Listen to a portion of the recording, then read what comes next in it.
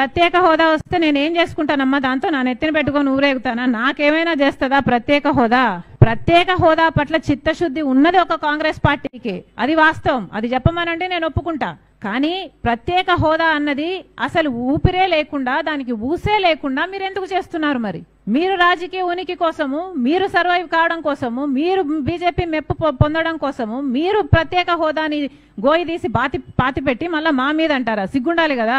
కనీసం ఇంతమంది ఎంపీలు ఉన్నారే, కనీసం విశాఖపట్నం స్టీల్ అయినా కూడా ఒక్క అష్యూరెన్స్ తెచ్చుకోగలుగుతున్నారా?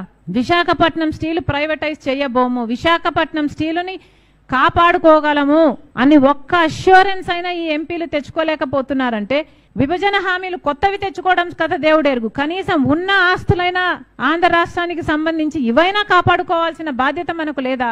కనీసం విశాఖపట్నం అష్యూరెన్స్ అయినా వీళ్ళందరూ సాధించుకొస్తారేమో అని చూస్తే కనీసం ఒక్కడైనా మాట్లాడుతున్నాడా?